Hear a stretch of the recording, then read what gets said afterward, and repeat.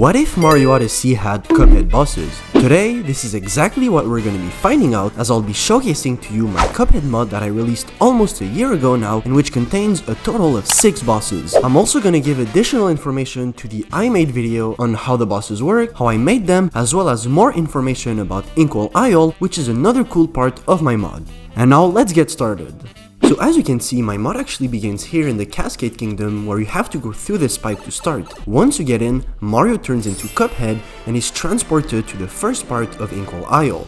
This is honestly a super accurate 3D recreation of the map, so huge shout out to the guy who made the 3D model. As you can tell, the map isn't empty and there's actually a few things that you can collect, like these coins or this moon right here, which is super easy to find and gives you a nice welcome message once it is collected. Here we have the Elder Kettle, and honestly, he's saying some really wise words. Here we have this blue toad who tells us to jump in there and go fight this ugly moon. Obviously, he's talking about Hilda Berg, which is the first boss of my mod.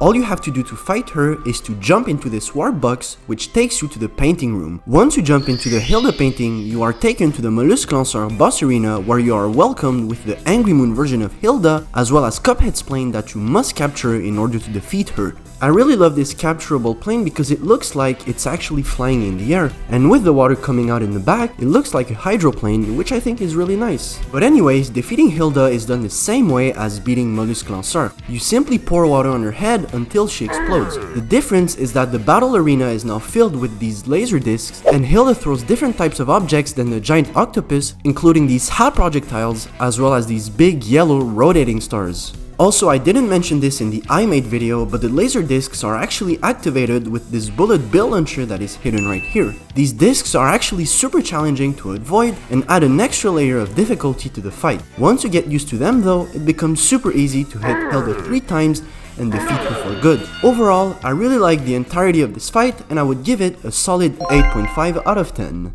The next boss fight can also be accessed from Inkwell Isle Part 1, near this yellow toad who says, "Go defeat this monstrous orange flower." Obviously, he's talking about Cagney Carnation. This time, the fight takes place on the ground in this sort of forest arena.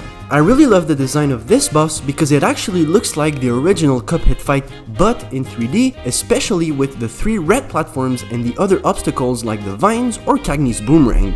You may or may not know, but I put Cagney over Rango, so to defeat him, you have to throw Cappy at the boomerangs and then use them to launch yourself up in the air and land on his head. You can also use the 3 platforms in the middle of the arena if you often miss your landings like me.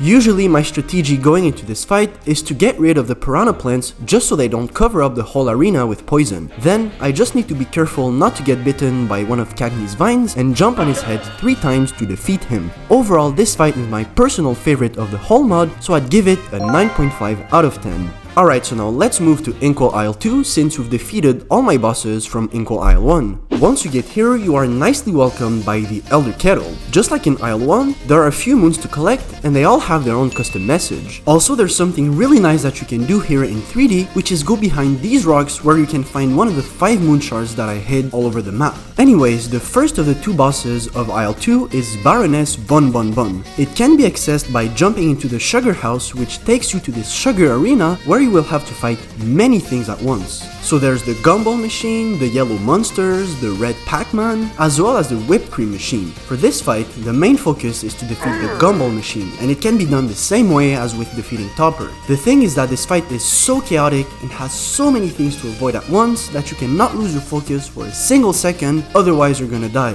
There are so many obstacles to avoid that sometimes even my game starts lagging. But if you're really good at dodging things and manage not to get hit too many times, you should be able to jump on the machine guy 3 times and defeat him for good. Overall, I would give this fight a solid 8 out of 10.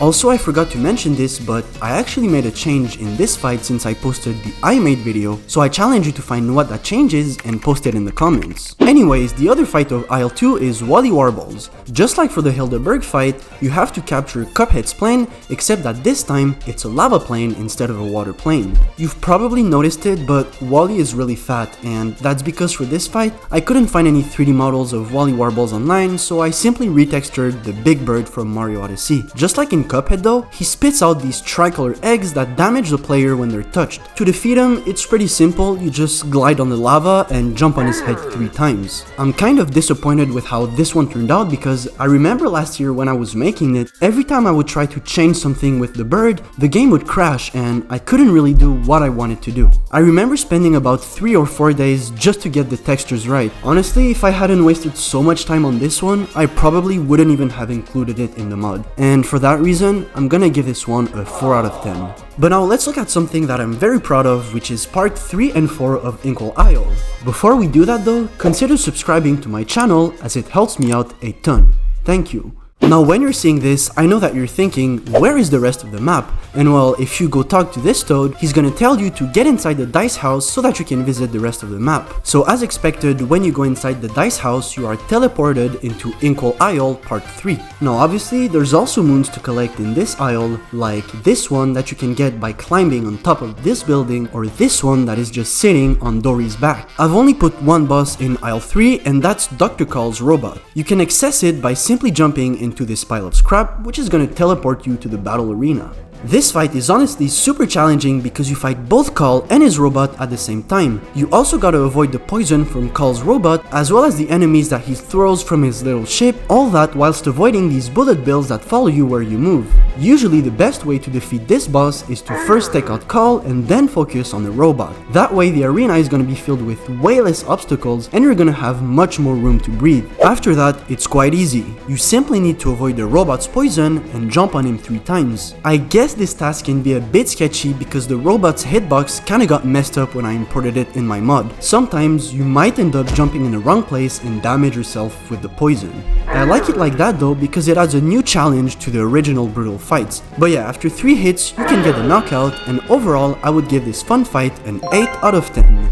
Now let's move to the last part of the map, Inkwell Isle 4. This one is actually quite small and doesn't really have any good hiding spots for moons, except behind these rocks. Apart from that, I also put an Elder Kettle for decoration, and he's basically just here to wish you good luck before going into King Dice's casino. This is honestly my favorite part of the map because it just feels so special to see this place in 3D. Sadly though, there wasn't any 3D model of the casino map, so when you enter the warp zone, you are immediately taken into the Devil's Painting Room. And well, this is the last boss of my mod. Even though this fight is a remake of Bouldergeist, it's super fun and challenging at the same time. It is meant to represent the second phase of Cuphead's final boss, and I would say that it's pretty accurate. You've got to avoid the devil's hands that rise from the ground at completely different places and random moments, while also trying to stay on these platforms and not fall off. You probably noticed it, but I'm doing this fight as Miss Chalice, and that's because in my mod, Chalice has the ability to double jump just like in Cuphead, which makes it so much easier for me to move around the platforms and avoid falling into the void. It's also really helpful for this moment of the fight when the devil tries to crush you with his hands. After 3 solid hits though, the devil gets knocked out